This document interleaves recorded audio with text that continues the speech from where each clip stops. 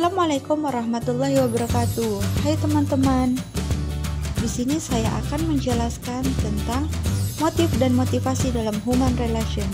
Nah, sebelum melangkah lebih jauh, saya akan menjelaskan apa itu human relation. Human relation adalah interaksi antar satu individu dengan individu lain dalam berbagai aspek kehidupan. Ketika seseorang ingin melakukan sesuatu, maka itu dilatar belakangi oleh motif dan motivasi. Kunci aktivitas human relation adalah motivasi. Motivasi itu berbeda dengan motif. Secara bahasa, motif adalah suatu alasan atau dorongan yang menyebabkan seseorang berbuat sesuatu, melakukan tindakan atau bersikap tertentu. Motif itu adalah sesuatu yang ada dalam diri seseorang yang mendorong orang tersebut untuk bersikap dan bertindak guna mencapai tujuan tertentu. Motif dapat berupa cita-cita. Motif ini merupakan tahap awal dari proses motivasi. Nah, jenis-jenis motif. Apa saja jenis-jenis motif itu?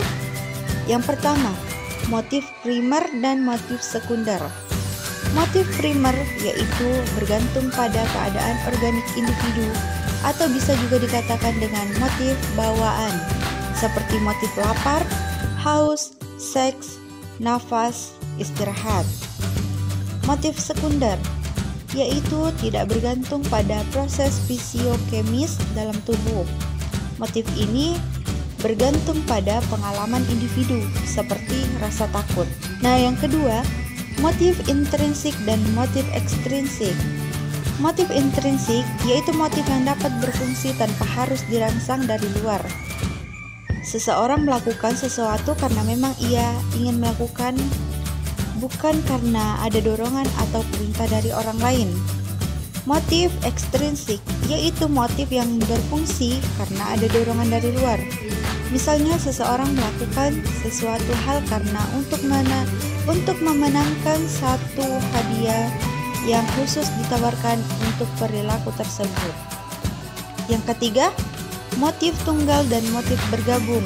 Motif tunggal yaitu suatu kegiatan yang dilakukan hanya karena satu hal saja. Motif bergabung yaitu apabila seseorang menjadi anggota suatu organisasi, motifnya biasa bergabung. Bisa jadi ia ingin belajar suatu hal yang baru bersama-sama anggota organisasi tersebut. Untuk melatih kemampuan berorganisasi, ingin mengenal lebih dari dekat beberapa anggota kelompok, atau hanya ingin memperluas relasi guna kelancaran pekerjaan kantornya, dan lain-lain. Nah, yang keempat, motif mendekat dan motif menjauh.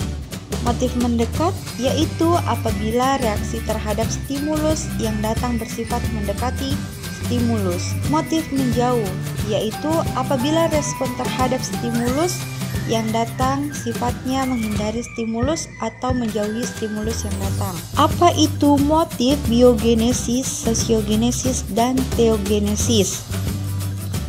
Nah, motif biogenesis yaitu motif yang berasal dari kebutuhan organisme orang demi kelanjutan kehidupan secara biologis.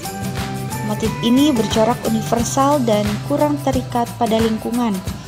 Kebudayaan tempat manusia itu berada dan berkembang.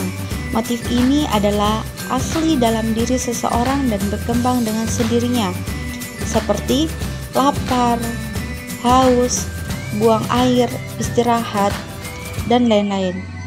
Motif sosiogenesis yaitu motif-motif yang dipelajari oleh seseorang dan berasal dari lingkungan kebudayaan tempat orang itu berada dan berkembang.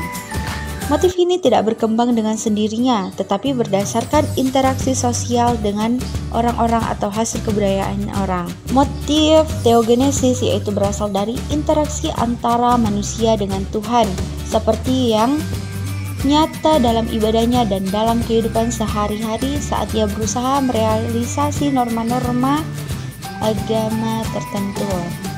Nah, selanjutnya motivasi. Motivasi adalah kekuatan atau daya dorong yang menggerakkan sekaligus mengarahkan kehendak atau perilaku seseorang dan segala kekuatannya untuk mencapai tujuan yang diinginkannya, yang muncul dari keinginan memenuhi kebutuhannya. Dan cara memotivasi diri. Apa saja sih cara memotivasi diri? Nah, Yang pertama, memotivasi diri melalui rasa percaya diri. Kepercayaan diri ini ditunjukkan pada kepercayaan bahwa kita memiliki otak yang luar biasa kehebatannya, melebihi kemampuan alat tercanggih sekalipun buatan. Yang kedua, memotivasi diri dengan menentukan sasaran. Tidak banyak orang yang selalu berhasil menentukan sasaran atau target yang ingin mereka capai, sehingga mereka juga tidak memiliki arah yang jelas di mana tenaga hendak diarahkan. Nah, yang ketiga, memotivasi diri dengan menyusun catatan mengenai sukses yang pernah diraih setiap orang. Sekurang-kurangnya dalam satu hal yang kecil pernah meraih sukses dalam hidupnya. Kenyataan ini memperlihatkan bahwa dia memiliki peluang untuk meraih hal yang sama di masa depan. Nah, itulah tadi penjelasan tentang motif dan motivasi dalam human relation. Saya ucapkan banyak terima kasih. Wassalamualaikum warahmatullahi wabarakatuh.